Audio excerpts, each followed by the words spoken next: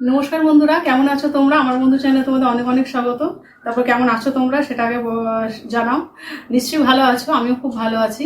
তো প্রথমেই আমি আমার বাংলাদেশের বন্ধুদের অনেক অনেক ধন্যবাদ জানাই, যারা আমাকে ভালোবাসছো, আমাকে সাপোর্ট করছো, আমার চ্যানেলকে দেখছো। Thank you so much. আমি আমার ভারতীয় বন্ধুদের একইভাবে ধন্যবাদ জানাতে চাই, যারা আমার পাশে থাকছো, আমাকে ভালোবাসছো, আমার চ্যানেলকে সাবস্ক্রাইব করেছো, তাদের সবাইকে অনেক অনেক ধন্যবাদ। কিন্তু এখনো যারা সাবস্ক্রাইব করোনি তাদেরকে বলছি, প্লিজ আমার চ্যানেলটা সাবস্ক্রাইব করে নাও। তো আজকে আমি যে বিষয়টা নিয়ে আলোচনা করতে এসেছি, সেই বিষয়টা একটা রিকোয়েস্টিং বিষয়, যে রিলেশন ব্রেকআপের পর কিভাবে রিকভার করবে নিজেদের। রিলেশন ব্রেকআপ বলতে অবশ্যই প্রেমজ সম্পর্ক। তো সেই প্রেমের সম্পর্ক যদি ভেঙে যায় কোনো কারণে, সে যারই দোষ হোক, তো নিজেকে কিভাবে রিকভার করবে সেই বিষয়ে আমি একটু আলোচনা করব। তো ঠিক আছে, তাহলে শুরু করা যাক।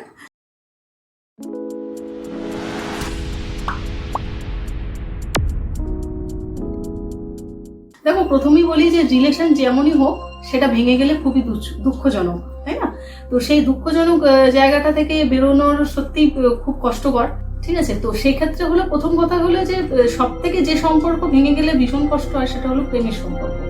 প্রেমের সম্পর্ক এমন একটা সম্পর্ক, খুব এটা খুব সেন্সিটিভ, এটা ভীষণ নাজুক। সে কারণে এই সম্পর্ক যখন ভেঙে গেলে তখন একে অপরে, মানে যার দিক থেকে ব্রেকআপটা হয় সে যতটা কষ্ট পায়, যাকে ব্রেকআপ করে ছেড়ে দেওয়া হয় সে বেশি কষ্ট থাকে। তো সেখান থেকে কি করে বেরোবে সেটাই বলি।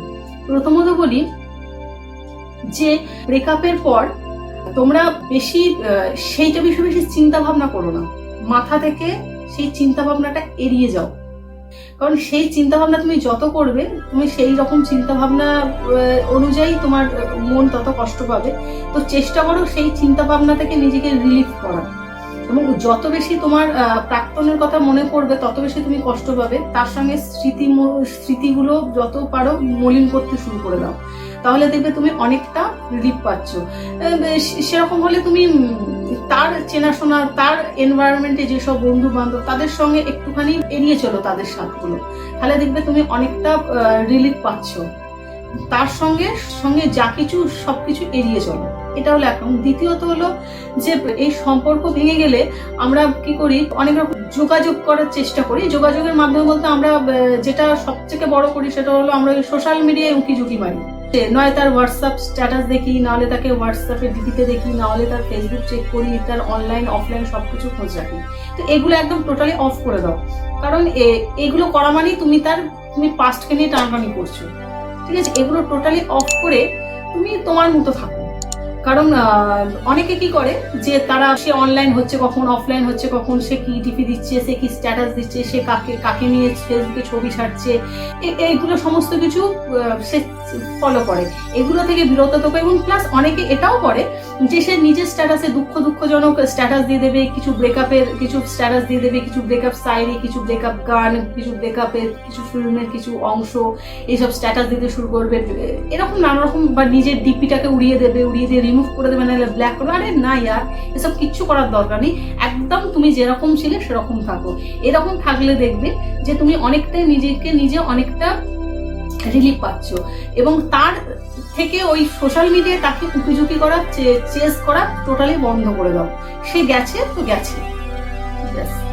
এছাড়া হলো বেশি একটু এই সময় না, এই ব্রেকআপের সময় একটু একা থাকার মন হয়, মানে আমি একটু একা থাকবো, একটু আমাকে কেউ ডিস্টার্ব করুন, আমি একটু, হ্যাঁ অবশ্যই একা থাকো।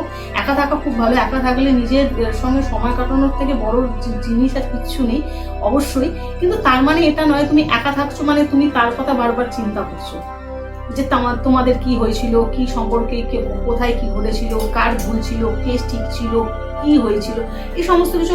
একা থাকা মানে এগুলোকে খুঁড়ে বের করা, সেগুলো না। এই সময়ে একটু বন্ধুদের সঙ্গে, নাহলে পরিবারের সঙ্গে সময় কাটাও।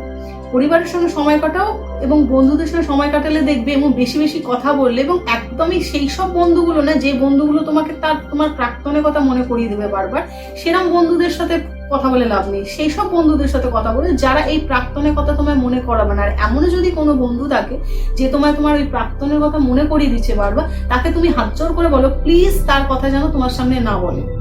ঠিক আছে, কারণ তোমাকে কোনো অবস্থাতে তাকে মনে করিয়ে দেওয়ার কাজ তার নয়, কারণ তুমি সেখান থেকে বেরোনোর জন্য তার সাথে কথা বলছো, তাকে মনে করিয়ে দেওয়ার জন্য নয়। মনে তো তোমার এমনিই পড়ছে, তার জন্য তাকে কোনো প্রয়োজন নেই, সেটাকে বুঝে নিতে হবে। এরকম বন্ধুদের সাথে কথা বলো যারা তোমাকে এইখান থেকে বেরোতে সাহায্য করবে, এবং তার কথা বলে বা তার কথা বারবার বলে তার দোষ ছিল কি, তার গুণ ছিল কি, তুমি ভুল ছিলে কি, তুমি এইসব তারা যেন সেসব আলোচনা না করে শুধু তোমাদের মধ্যে এমনি ফ্রেন্ডশিপ যেসব গল্প বানো, অনেক হাসি ঠাট্টা সেসব করো, তাহলে দেখবে অনেকটা রিলিফ। তোমার তার কথা যত না মনে পড়বে, একটা কথা আছে না, out of sight out of mind, তো ঠিক সেই জায়গাটা আস্তে আস্তে চলে আসবে। এর থেকে হলো আর একটা ব্যাপার হলো, এই নিজের ইমোশন গুলোকে বেশি পাত্তা দিও না। নিজের ইমোশন বলতে যদি খুব কান্না পায় অবশ্যই কেঁদে নাও, অবশ্যই একদম কান্না পেলে অবশ্যই কেঁদে নাও, কিন্তু কান্নার পর নিজের মনকে বলো যে আমি এখন কাঁদছি, কিন্তু এরপরে কিন্তু আমি হাসবো। সে তখন যেন ওই কেঁদেই চললাম, মানে আমি কেঁদে চললাম তারপর মন ভার করে বসে না, কাঁদলে মন হালকা হয়, ঠিক আছে, কিন্তু কাঁদার পর তোমাকে হাসতে হবে। কিন্তু ওইটা নিজের সঙ্গে নিজেকেই ঠিক করে নিতে হবে যে আমি কাঁদবো, কিন্তু কাঁদার পর আমাকে হাসতে হবে। মেন্টালটা সেভাবে সেট আপ করো। মেন্টালটা যত এইভাবে সেট আপ করবে, তুমি তত বেশি মেন্টালি স্ট্রং হবে এবং এই জায়গাগুলোতে তুমি বেরোতে হবে। আর সবচেয়ে বড় কথা হলো, কিছু প্রবাদ প্রবচন আছে না, যা হয়েছে ভালো হয়েছে, যেটা হলো ভালোর জন্য হলো, এই কথাগুলো না কখনো কখনো মেনে চলো। নিজের মনকে না কখনো কখনো বোঝাতে হয় যে যেটা হয়েছে সেটা ভালোর জন্য হয়েছে। এবং সত্যি কথা, তুমি হয়তো আজকে কারোর বয়স যদি 20 বছর হয় বা 18 বছর হয়, 19 বছর হয়, তার হয়তো প্রেম সম্পর্ক ভেঙে গেল, সে কিন্তু আজ থেকে আরো 20 বছর পর কিংবা আরো 10 বছর পর গিয়ে দেখবে সেই সম্পর্কটা সত্যি হয়নি, খুব ভালো হয়েছে, এবং পেছন ফিরে তাকিয়ে দেখবে যে সত্যি সেই সম্পর্ক, এবং কোথাও না কোথাও গিয়ে তার মনে হবে যে সত্যি সেটা যদি আজ হতো সেটা হতো। এবং তার মানে কি তাদের ছোট এইরকম বয়সের প্রেম সম্পর্ক টেকে না? অবশ্যই টেকে যায়, সেটা আলাদা কথা, কিন্তু আমি এটা ব্রেকআপের কথা বলছি। যেটা ব্রেকআপ হয়েছে সবসময় জানবে সেটা ভালোর জন্য হচ্ছে, কেন ও মাথার উপর একজন রয়েছেন, তিনি হলেন ঈশ্বর, তিনি যেটা করেন সবসময় ভালোর জন্য করেন, তার উপর বিশ্বাস রাখো, তিনি যেটা করেছেন নিশ্চয়ই ভালো হয়েছে। আর সবসময় জানবে যে তুমি এই পাস্টটাকে নিয়ে যদি তুমি সামনের দিকে যাও, তাহলে কিন্তু তুমি এগোতে পারবে না। কারণ আমরা কি পিছনের দিকে তাকিয়ে আমরা যদি সামনে চলি তো কি হয়, আমাদের হোঁচট লাগে, তো ঠিক সেই রকম তুমি যদি এখন পাস্টটাকে চিন্তা করে তুমি ফিউচারের দিকে এগো, তুমি প্রেজেন্টটাকে অস্বীকার করো, তাহলে সেটা ফল্ট তোমার। সেই জন্য তোমাকে কিন্তু সবসময় বর্তমানে থাকতে হবে, না ফিউচারে থাকো না পাস্টে থাকো, বর্তমানে থাকো। তোমার যেটা হয়েছে তুমি সেটা মেনে নাও, ওকে, নো প্রবলেম। কারণ সবচেয়ে বড় কথা হলো অ্যাটাচমেন্টে একটু না করাই ভালো। যে কোনো সম্পর্কে নেই আমরা অ্যাটাচমেন্টে জড়িয়ে পড়ি। ভালোবাসাটা অ্যাকচুয়ালি অ্যাটাচমেন্ট। ভালোবাসা যদি হয় সেটা হলো আনকন্ডিশনাল লাভ, যদি সেটা আলাদা কথা, কিন্তু আমরা করি কি কন্ডিশনাল লাভ, তুমি আমায় ভালোবাসছো আমি তোমায় ভালোবাসছি, চলো এইগুলো ঠিক আছে, মানে একসঙ্গে তুমি আমায় ভালোবাসবে না আমি তোমায় ভালোবাসছি, এগুলো কি? তোমাদের সবসময় জানতে হবে যে এ মানুষটা আমার সঙ্গে আজ আছে, কারণ নাও থাকতেও পারে। কেউ কারোর সঙ্গে কোনো সম্পর্ক স্থির নয়, বাবা মায়ের সঙ্গে সন্তানের সম্পর্ক স্থির নয়, হাজবেন্ডের সঙ্গে ওয়াইফের সম্পর্ক স্থির নয়, কারোর সঙ্গে এই পৃথিবীতে কারোর সম্পর্ক স্থির নয়, সবাই অস্থায়ী, সবাই অস্থায়ী সম্পর্ক, কোনো সম্পর্ক স্থায়ী নয়। তাহলে দুদিন এসে 3 দিনের মাঝে যদি তোমায় ছেড়ে চলে যায়, তুমি কেন তার জন্য রোনাধনায় যাও? ছাড়ো, নিজের জন্য বাঁচো, কারোর জন্য বাঁচতে হবে না। লাইফটা তোমাকে বুঝতে হবে যে তুমি কিভাবে, তুমি যদি কেঁদে কেঁদে ভিকটিম মেন্টালিটি হয়ে চালাতে চাও, সেটা তোমার চয়েস। এখানে তোমার চয়েস আছে, তুমি কিভাবে নেবে, তুমি এরম ভাবে বাঁচবে না তুমি এরম ভাবে বাঁচবে। অনেকেই আমরা ওই ভিকটিম মেন্টালিটিটাই বেছে নিই, কিন্তু বিশ্বাস করো ভিকটিম মেন্টালিটি বেছে নিয়ে বাঁচার মধ্যে কোনো রকম বিরক্ত নেই। তো এটা একটা দিক গেল। দ্বিতীয় কথা হলো, আমরা অনেক সময় কি করি, এই ব্রেকআপ হয়ে যাওয়ার পরে আমরা মিউজিক, এটা খুব ভালো জিনিস, তো মিউজিক শুনতে আরম্ভ করে দিই। কিন্তু মিউজিক শোনা মানে আমাদের সেই শুনতে হবে সেই তুঝে ইয়াদ না মেরি আই, কিসি সে আব ক্যা করনা না ক্যা কহনা, তো এই সমস্ত গান, যত রকম স্যাড সং আছে সব রাজ্যের স্যাড সং নিয়ে দেবদাস হয়ে বসে পড়লাম বা দেবদাসী হয়ে। আরে ইয়ার, এগুলো করোই না প্লিজ। এবং অনেকে কি করে, সিনেমা দেখে, সিনেমায় এমন দেখে যে এমন সিনেমা দেখলো যে সেগুলো তার সেই প্রাক্তনের সঙ্গে সে সময় কাটানো গুলো, এগুলো দেখোই না। কমেডি ফিল্ম দেখো, খুব ভালো থেরাপি এটা। মন খারাপের ওষুধ হলো হাসি, এবং সেই হাসিটা তুমি পাচ্ছ না কোথা থেকে, তুমি কোথা থেকে হাসতে পারছো, তুমি কমেডি ফিল্ম দেখো। কমেডি ফিল্ম, আমি তো সবসময় কমেডি ফিল্ম দেখি, কেন বাস্তবটাকে দেখে কোনো লাভ নাই। আর তোমার যেটা ব্রেকআপ হয়েছে, সেই ব্রেকআপের সিনেমায় যদি তুমি বসে বসে দেখো, তাহলে আলটিমেট তুমি তোমার সঙ্গে ইমোশনের সঙ্গে জড়িয়ে গিয়ে তুমি নিজের অবস্থাটাই নিজেকে চোখের সামনে দেখছো, সেটা দেখে লাভ কি আছে? তুমি তো এন্টারটেনিং এর জন্য দেখছো না, তো এন্টারটেনিং হলে এন্টারটেনিং করো, এন্টারটেইনিং হলো হাসির সিনেমা দেখো, কমেডি ফিল্ম দেখো, বারবার দেখো কমেডি ফিল্ম। এবং গান শুনতে গেলে ওইসব রোনা ধোনা গান নয়, একদম ডিস্কো সং সময় যেন সেখানে বললে তোমার হাত পা শরীর সমস্ত কিছু নড়াচড়া করে, এরকম গান শোনো। দেখো এই সমস্তগুলো করলে না তোমাদের মন অনেক ফ্রি হয়ে যাবে, তোমরা ওই জায়গাটা থেকে বেরোতে পারবে একদম 100-200% স্লো। আরেকটা ব্যাপার হলো খুব রাগ হচ্ছে, ইমোশনটা ভীষণ নেগেটিভ হচ্ছে, তো কি করবে বুঝতে পারছো না, যতই যাই করছো কোনোটাতেই কোনো কাজ হচ্ছে না। তো তুমি আরেকটা জিনিস করতে পারো তোমরা, এর আগে আমি বলেছি রাগ কমানোর জন্য একটা বড় দিক হলো মেডিটেশন করা।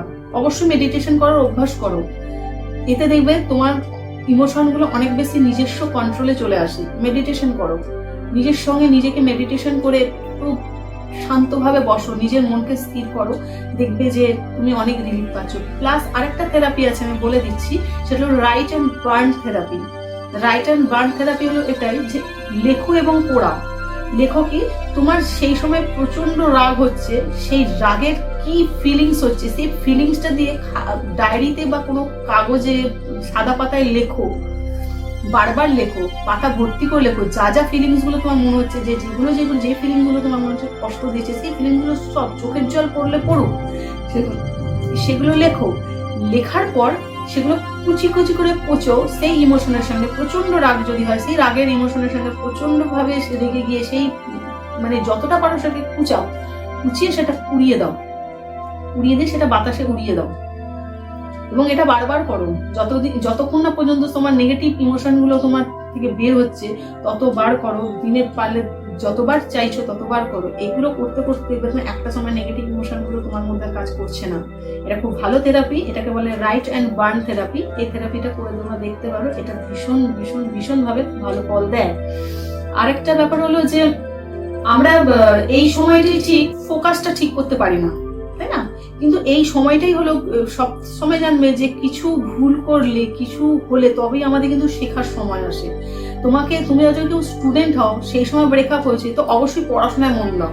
পড়াশোনা শিখিয়ে তুলে দিয়ে তারপর আন্দোলনে বসবো, সেটা করো না। এই যে এখন দেখতে তো পাচ্ছ সব আন্দোলনে বসে পড়েছে।